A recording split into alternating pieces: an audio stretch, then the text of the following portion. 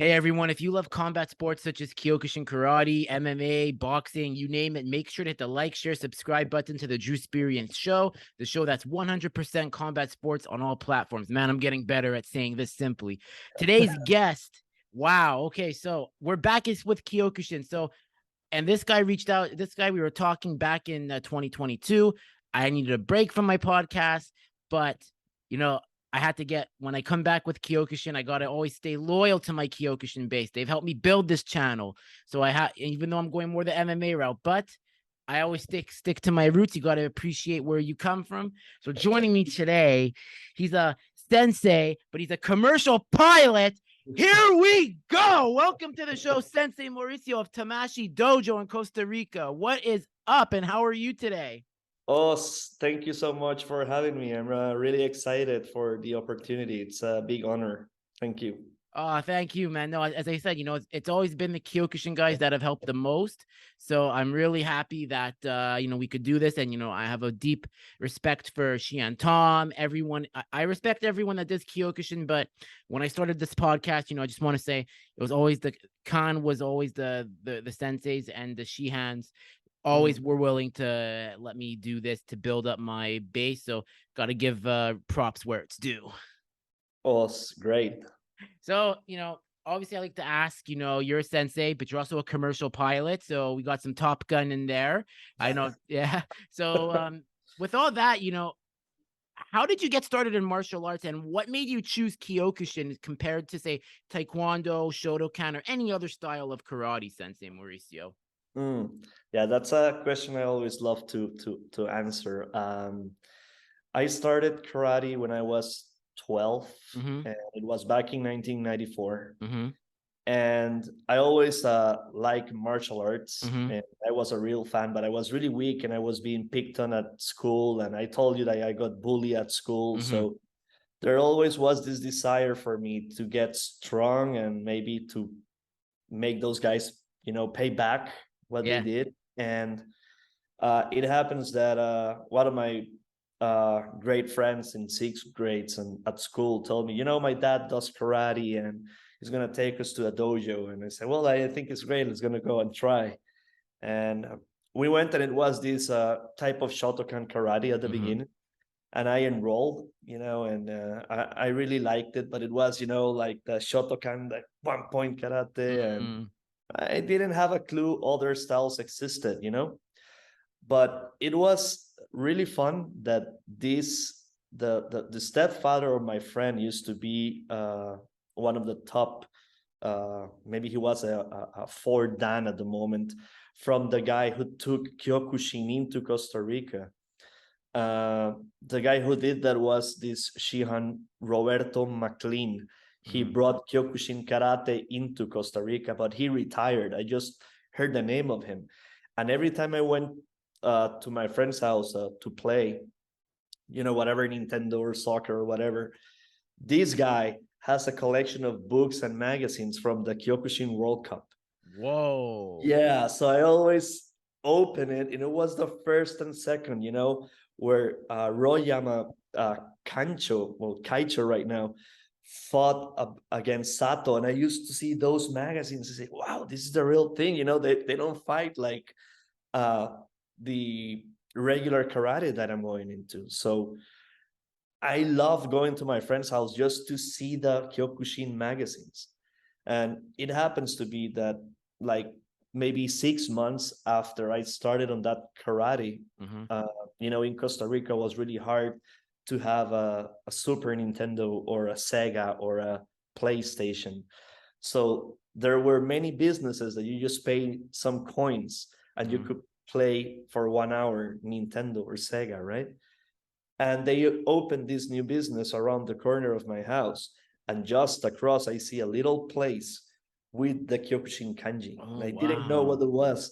And I was like 12, right? So Yeah. I approached and I say, what is this place? And there was this guy with his gi, and he Mm-hmm. was really strong. He was with a t-shirt and with his gi, sweeping the floor. It was a really tiny dojo with wooden floor.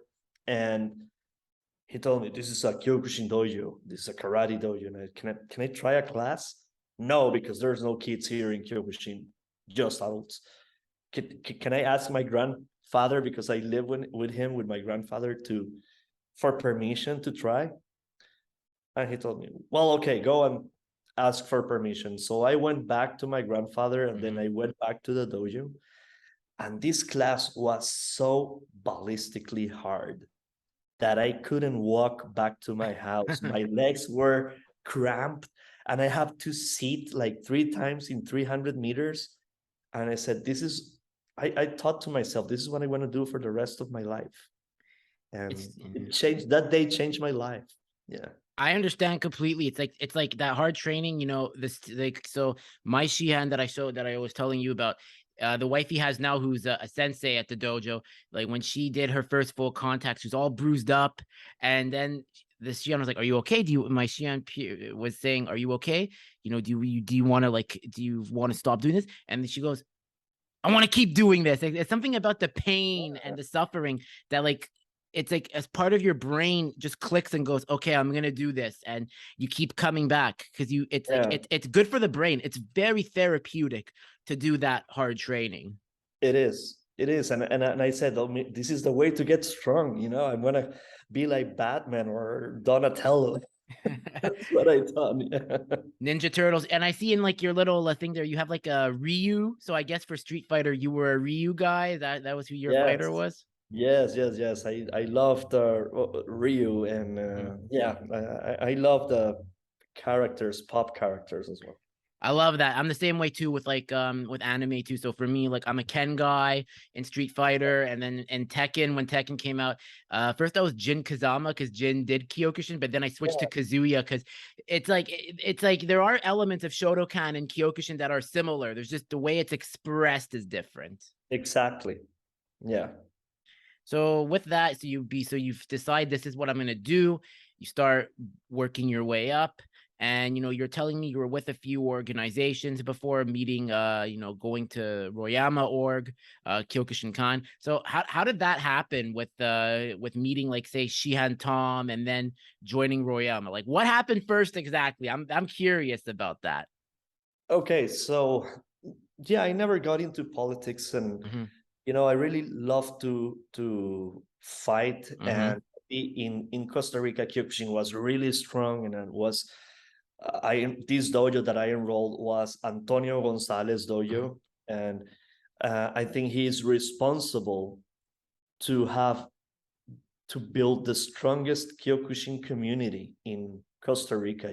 Karate was really popular. It was the only thing before Muay Thai came in, before BJJ, before MMA. There was Kyokushin here in Costa Rica, and huge tournaments, thousands of people. It was really popular. So, like, for me as a teenager, I always look up to the fighters, that were like my senpai.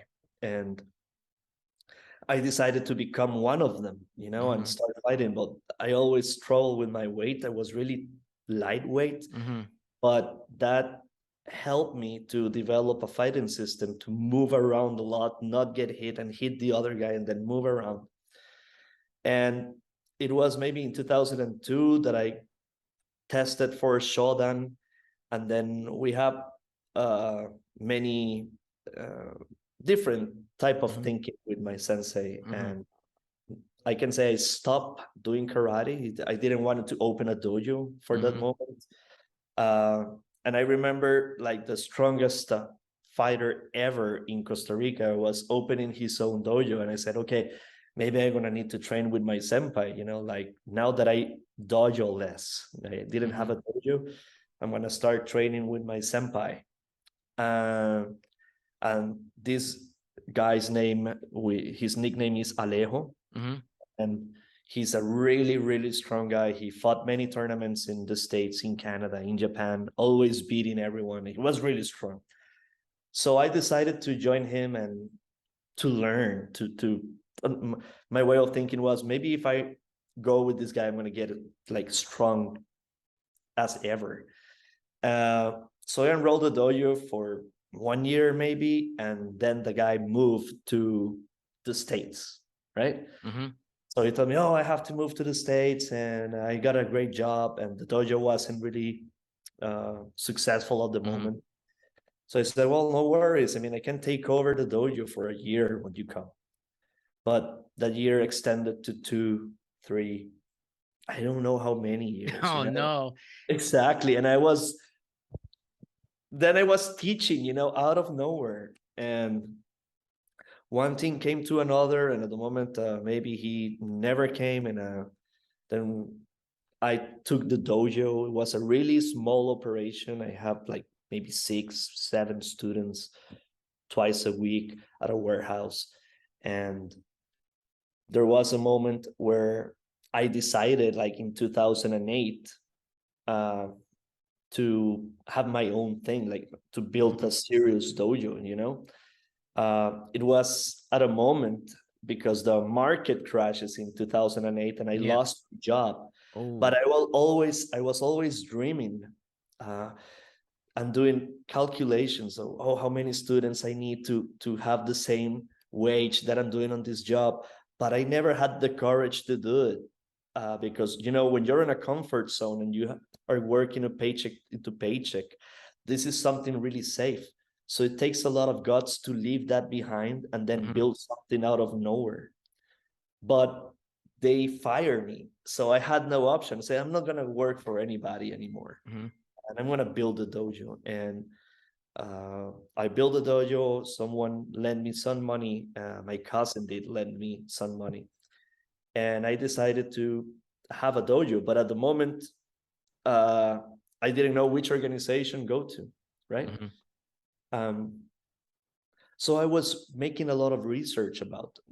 You see, Drew, many people choose an organization just to say they represent something and bring something to the students. I mean, value they see is just a piece of paper that Japan sends you, or whatever organization they belong to. The value they see is that it's an international one, and then they endorse them, right? But I didn't have that point of view. What I really wanted to look was someone I could learn. And that's why I saw a lot of organizations that were in that moment. We're talking about 2009, probably 2010. And then I see Kyokushin and Royama. And I started reading a lot from who Kaicho Royama was and the influence that he had from Masoyama and many people. And I say, wow, this guy is really legit. I mean, his background is like standard and bigger than most of the sensei from the other organizations, saying Midori Kenji or Matsui at the time. So I applied, and was one of the best decisions in my life as well. Yeah. I agree with you. And just to take from it, I'm the same way too. Like when because I was with a different organization before, and then I took some time off in 2019, just very burned out with like the process I did to get my green belt. And Yeah. you gotta really when you're coming back, like as you said, some people just join an org because they get that piece of paper from Japan, or they join a dojo or org because it's close by to them, where you want to do your research. So my school is about like an hour and a half away from me by public transit, but I find a way to get there, and I go twice, 3 times, sometimes 4 times a week. And yeah, it's if you feel the match is right, money and time is not going to matter. You find a way to commit, and you really want to feel, because we've seen this too much, Sensei, where people be like, oh, I'm not really enjoying it, I just come just to get away, but I'm not really dedicated, and you want to make sure that your values align with the organization values, and also the Shihans and fellow senseis. Everything, to me, at least 4 of those 5 credentials have to align in order to be happy where you are. Yeah, yeah, exactly. And that was what happened. And then when I applied, I was interviewed, but at the moment the international chairman was Jose Milian Shihan. He was from Spain. He was the first black belt in Spain, in the world, in the history. So I got interviewed by him, and he says, many people apply because he was like, it was a character, Shihan Milian, he passed away years ago, but it was a character and a really nice person. He really helped me a lot. And he told me, you should come to Japan, and then maybe we will see if we will give you the organization. So I said, okay, when can I go to Japan? And he told me, we have a tournament in November if you want to do.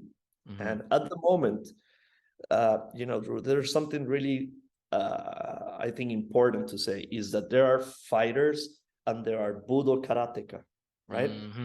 At the moment, I was just a fighter, just a sport karate. I was a complete fighter at the moment. So I said, okay, I will jump into a plane. I prepared myself for 8 months.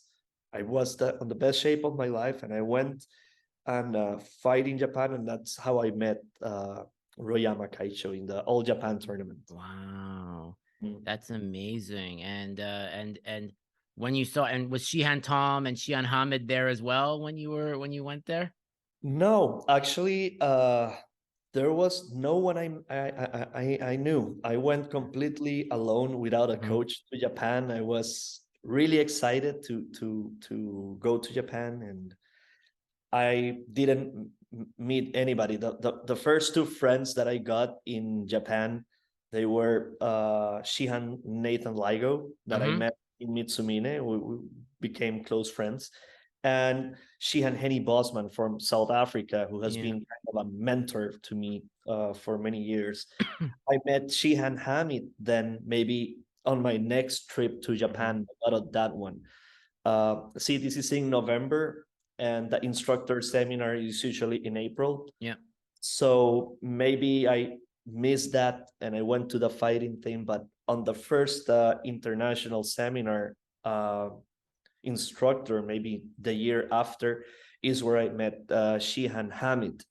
And on my way to Japan, we had to make a layover of 24 hours in LA. So I contact Shihan Tom at the moment, and I never met him, and he told me, "Oh, you're a Kyokushin-kan, we're like family." So he took me to his dojo where I met Andy and all his students, and we went dinner, and I was with one of our students, and he offered us room at his house, and that's where I met his wife, and he's been like my dear friend as well, Shihan Tom, since. Really nice guy. Yeah, he's honestly, we got to protect Shihan Tom at all costs. Like, they say the saying, when you see those memes, we got to protect this man or woman at all costs. Like, Shihan Tom is one of the true gentlemen. And it's not like, and he's like, and he's the one that really explained to me when I was like coming up what there's like difference between a fighter and, as you said, Budo karate. Like, what are like, how do you implement Budo in your life? Like, because that's the same thing with my Shihan, because that's where my Shihan has, like, there's fighters and then there's Budo karate. And then sometimes there's some that do both, but a lot of the time some will just choose one or the other, and that's okay. But he's like, when people take Budo up, the changes start to happen outside of the dojo. And that's where you start seeing the Kaizen approach, where 1% better every day. That's how I look at Budo now. Yeah. And that's something that I really love, because we follow our senpai, that comes all the way up from Royama Kaicho. And Shihan Tom is a great example of it as well. And most of the Kyokushinkan Shihan community, they have the same view of it, and we are all on the same page. All of them, they are on the same page. No, it's very true. So now that you met Shihan Hamid, and then you meet Shihan Tom, and you're in Kyokushinkan now. So you become a sensei in when, 2012 or 2013, or when did you become a sandan? Well, I think one becomes a sensei once you teach a group of people on your own. The word sensei comes from the one that started before. So, but replying to your question on a sandan, I tested in Japan in 2000 something. I quite remember, it was a long time ago. And I tested in Japan in front of Royama Kaicho. I got my ribs broken. It was an insane test. It was so much fun. That's amazing. I hope the sayonara party was worth it after all that, because it's like some people ask me, like, they're like, what do you equate Kyokushin grading to, especially for a black belt? It's like, it's basically like the Navy SEALs in America or a special force.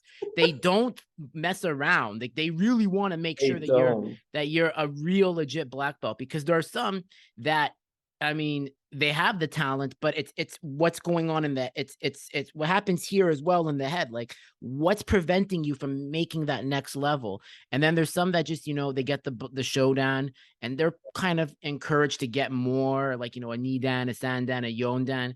But Yeah. some they're like, nah, I'm just happy with that. And you got to respect it. But just the grading, I think the grading does enough to you where you're Yeah. like, hey, I'm sticking with this, and don't just let you want me to teach a sub, you want me to sub a class, fine. You don't want me, Yeah. that's fine too, but I'm not doing that test ever again. It So always happened to me. It always happened to me in every single test from orange all the way where I am right now, that I'm in the middle of the test saying, what am I doing here?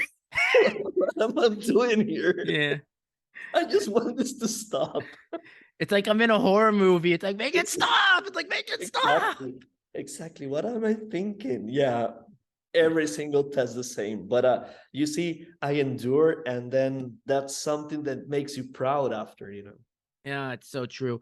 So taking it to the most important part, you have a anti-bullying program you're starting, and there's been a lot of results with it. So I think that comes from your experience as a kid, So what exactly went into this, and how has it succeeded for all the kids that enroll in martial arts with you? Mm, that's a great question. And it all started because you see, like, when every dojo owner has a problem in summer, right? When the kids leave for vacations, you don't know if they're Mhm, coming back, and they don't want to do anything in the summer vacations. mhm, So I have to come up with something at the moment that would make added value to the dojo. And you see, every time someone approaches the dojo with their parents with the kid, one of the main concerns of either the mom or the dad of the kid is that, oh, my son is being picked on, and I really want him to get strong, and maybe you can teach him to defend uh whatever is happening at school, to be tough, and like almost like telling me, you need to teach my kid accepting a fight and become a fighter. And uh it's funny that I started karate to become really strong and then beat the guys back. mhm, But once I was growing in karate and becoming a fighter at the moment, that aggression or that need to make those guys pay back just vanished. And I'm really peaceful person, and I always believe on non-aggressive ways to solve problems. And I hate fighting on the street. I mhm, maybe did it once, and I don't want that to ever happen to one of my kids, and I don't want myself to be involved in that. It makes me panic of what could happen either to me or to the other person. So I'm a really peaceful person. So when someone calls me, oh, teach my kid how to, be more secure, and they confuse the word security with cocky. mhm, And so I developed like this program on assertiveness and how to de-escalate an issue, and have complete control. So I said, oh, I can come up maybe with a bully-proof camp. So I started researching about, and there wasn't many things. There wasn't many information about just what bullying was, but there wasn't like a program. So I said, well, maybe this is an opportunity, and I want to make a step-by-step program that I could teach kids.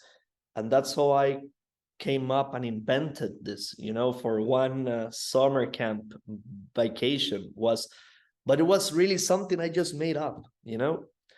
But it was a huge success. The camp, I gained many new students. And mhm, then after that camp, I said, maybe I could make this more professional. So I mhm, started, I love to study, and mhm, I start reading a lot about this. And I developed and changed the program a little to be less aggressive and more about assertiveness and how to de-escalate, and many psychological tools that can make you look more confident and intelligent.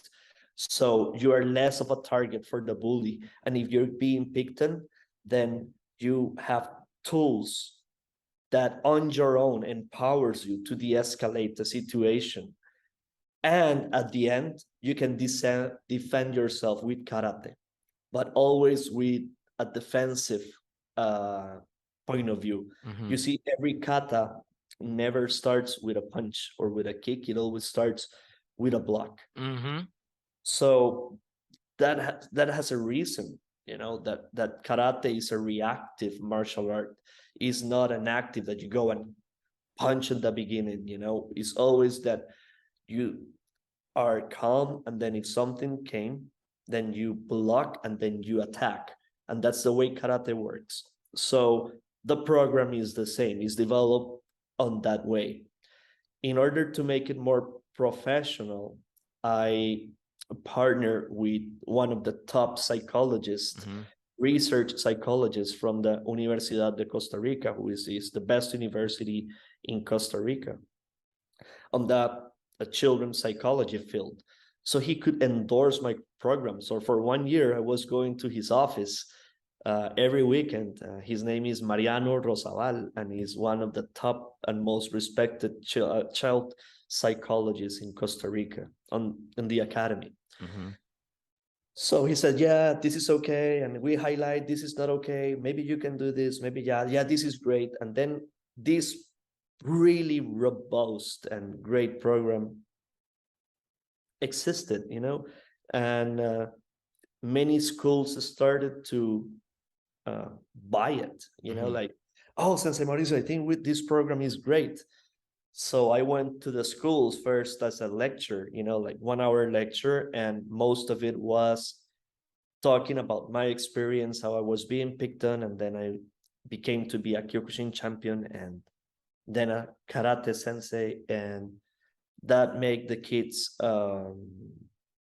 you know, think, oh, maybe I could be like him, and maybe if I'm being picked on right now and I follow this program and I, you know, do karate, maybe I can become like him and have experience like him. And I think that's one of the reasons that the program became really successful. So I think maybe like 5 of the top main private schools in Costa Rica adopted this program as the official one at the school. So yeah, it's something that makes me really proud. That's amazing. And it's like, it's just going to get built. And, you know, you have to improve it always where, you know, where the psychologist says, you know, maybe take this out, maybe add this in.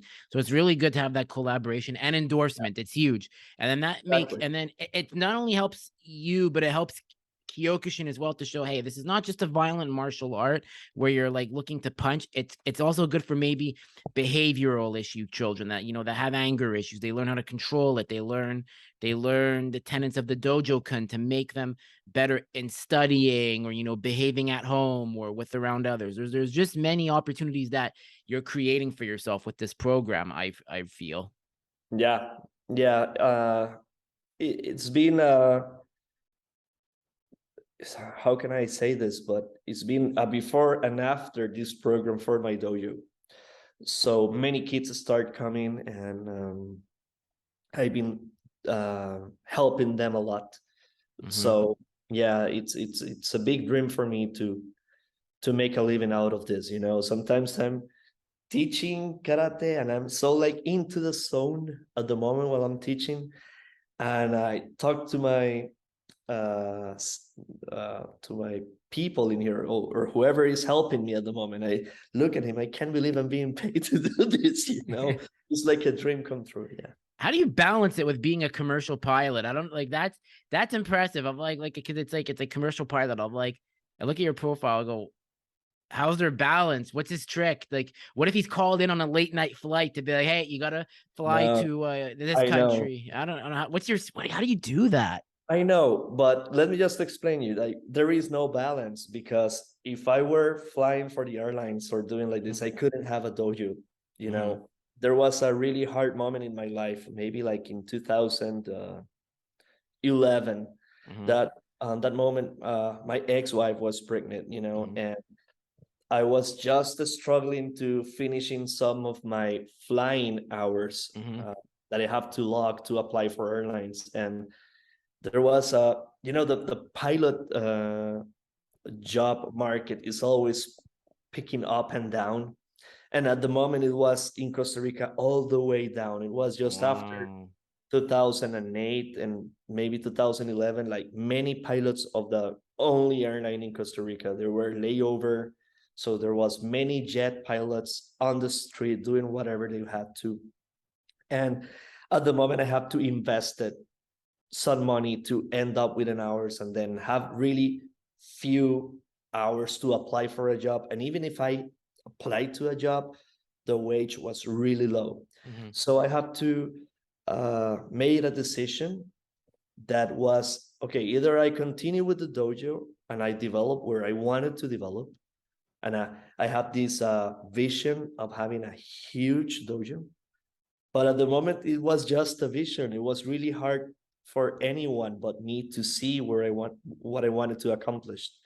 Or I finish the airline and maybe just cross my fingers, get hired, and get a flying job. Mhm.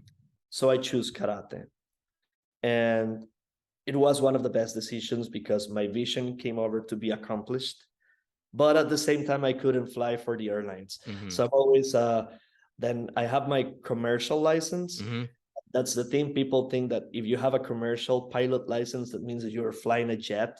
But actually, what it means is a commercial pilot is someone that can be, it's a special license that endorses you to charge people to fly. You know, Okay. it's another type of license. Um, I was thinking about going back into flying next year because the dojo has grown so much and I have many black belts right now that can assist me on class. Mhm. So that makes me uh, relax that one of my students can take over the classes and they can have a job and then I can fly in the mornings. I love small airplanes, going to the beach back and forward. That's my dream. If I can, you know, fly back to the beach and be in San Jose, which Mhm. is where I have the dojo at 1 or 2 o'clock, you know, just turn off the plane and go to the dojo. That's what I want to accomplish next year, if possible. That's amazing. And also, you guys did have a South American seminar. It was a massive one. That's where like Yes, Xian Hamid came, Kaicho came, the new Kancho came, and it must have been like an amazing experience because I guess it seems like what you guys want to do is be really you want to really consolidate what's going on in North America, in South America, and then see like how it can grow into the other South American countries. exactly. You know, we develop my school in San Jose, Hmm. Costa Rica, on a garage, right? It started at a garage of a friend's house with maybe 6 to 7 students. Now we run an operation of over 160, 180 students here in Costa Rica, and we opened then a second location in Honduras. Hmm. Uh, Honduras has right now like 250 students in Honduras, where my student Tulio is Hmm. doing a great job and he has over 250. So it was always my dream to bring Royama Kaicho to my country, but it was like so hard, number one, to one have his attention because he's always invited worldwide and he's Hmm. really busy. He's like the rock star of karate. Yeah. And there's also really expensive, you know, because you need to pay his airline ticket, then his assistant airline ticket, then many other expenses Hmm. that come along with it. But you know, it's like I have a guardian angel, you know, that oh, we will sponsor you. Then there is this sponsor, then there is this other sponsor, and I bought the ticket first in 20 at the end of 2020 Hmm. when no one was buying airline tickets, so the fares were really low. So I make a bet, you know, I said maybe this is the time, you know, because no one is purchasing airline tickets. I will bet that we can do this in 2021. but we couldn't. Of the COVID spread more than we thought. Yeah. So I have to pay the ticket again, maybe 20 at the end of 2021. But now, then we have to extend it more. I was so stressed because I was investing a lot of money on this, and my money as well, and then some of the sponsors' money was really stressed. And people were saying in Costa Rica, "Oh, he's never coming to Costa Rica. Oh, Mauricio's bluffing." So it was a miracle in every aspect, and for him to land in here, I couldn't believe it. Like when he landed into Costa Rica and he was coming out of the plane, I had a special permission to be inside of the airplane when he went out on the gate. And still, I couldn't believe this guy was coming to my country, and that we had a great time. We went to the beach with Shihan Tom and with Shihan Hamid, and I will send you some of the videos of it because it was one of my top karate experiences. And actually, Shihan Tom says this is my top karate experience in my life because we were so close to Royama Kaicho, and we had such a great time. Normally, we're in Japan with hundreds of people around him, and he's always busy and teaching, and of course he's a really nice, lovely person, and he always wants to give himself the better to everyone. But in Japan, we have to make a huge queue from all the Shihan from all over the world that comes to see him. And at this moment, he was in our house with us, a small group, and we came to meet him better, know him better, and we have the experience of our life. 180 people went to his seminar here in Costa Rica. It was amazing. Yeah. It's amazing. Wow. Well, I really love what you guys are doing. I love it. It doesn't matter, politics doesn't matter. I try to be a statesman with what I do. Like, I respect all, and but as I said, Khan does have a special place. So whether that sounds a bit biased, I guess, but you have to understand, when you're coming up, you got to remember all the people that said yes to you. You don't forget that, even when you get bigger. So you got to always know where you come from. There's always that part of me. That's how I was brought up. So, obviously, great conversation, because obviously because I have to start work soon. But Sensei Mauricio, I'm so thankful you came on, give your story. I love what you're doing. It's I'm following it, I'm liking it. And where can people connect with you if they ever want to see what you're doing and how the program for anti-bullying is building, and the dojos, because there might be more coming, you never know. Yes, we're on that. I can send you my website, that is tamashiiarts.net. And I can send you my Instagram at Tamashii as well. And that's the way that they can connect with us. Yeah, thank you so much for this experience. I love it. Amazing. Well, keep up the amazing work, guys. Make sure to hit the like, share, subscribe button to the Drewsperience. Follow Sensei Mauricio, Kyokushin Khan, and Xian Tom. Like, they're doing great things. Doesn't matter. There's enough slices of pie to go around for success. So make sure to hit the like, share, subscribe if you love martial arts. And Drewsperience